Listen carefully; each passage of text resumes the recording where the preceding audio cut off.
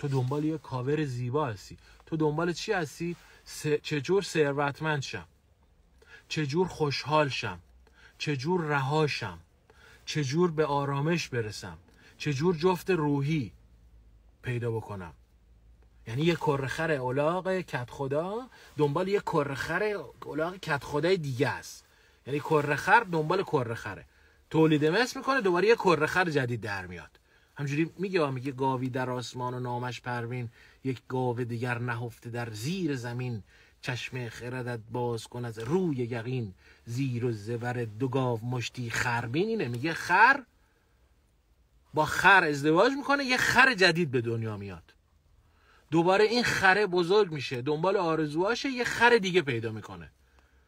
چشم خرد تو باید باز بکنی تا اینا رو بتونی ببینی. پس این کره خره درونت تو باید این اول بشونی. خب پس تو دنبال بهتر شدن زندگی هستی، درسته؟ میگی آرامش چجوری میاد، آسایش چجوری میاد، رفاه چجوری میاد. باید بها بدی. اگه میخوای خوشحال شی اول باید به گریه بیفتی. اگه میخوای بیدار شی باید پوستت کنده شه.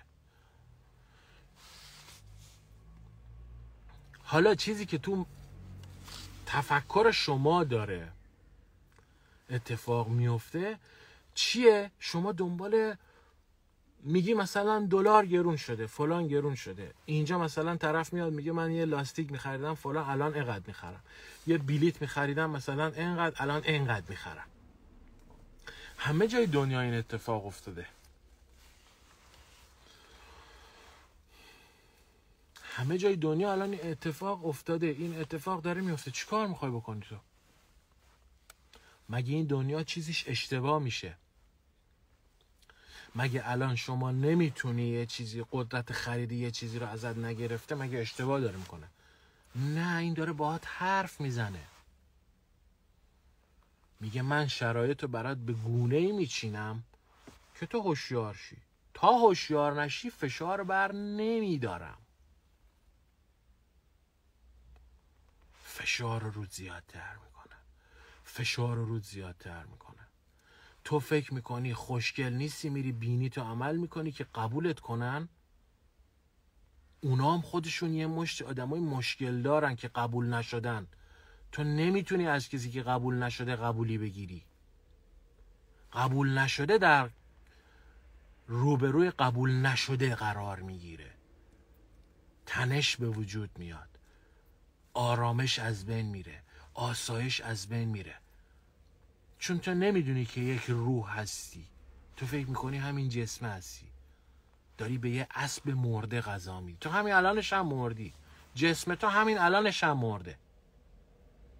مولانا قشنگ میگه وقت مردن گند آن پیدا شود. تو همین الان هم گند در اومده. فقط جونت داغه، نمیدونی.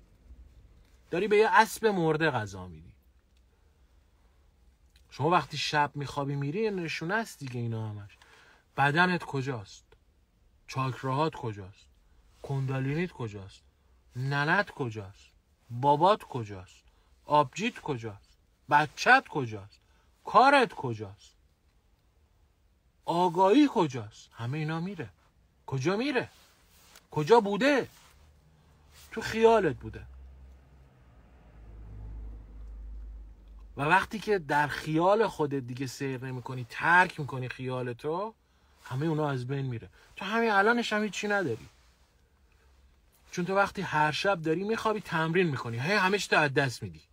دوباره صبح پا میشی میافتی تو این بدنت، سوار کره خرت میشی. دوباره میای تا یه سری اتفاقا برات میفته تا شب دوباره میخوابی، همه اینا میپره. بعد تو میگی عجب خوابی دیدم، خیلی عجیب بود. نه، الان داری خواب میبینی، اون درسته.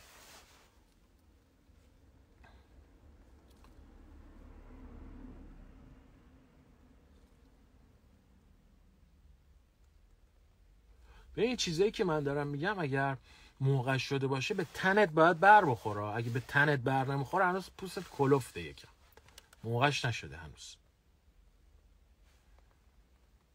دردت باید بگیره الان، بگی واقعا من شبا که میخوابم چرا هیچ دنیای دیگه وجود نداره؟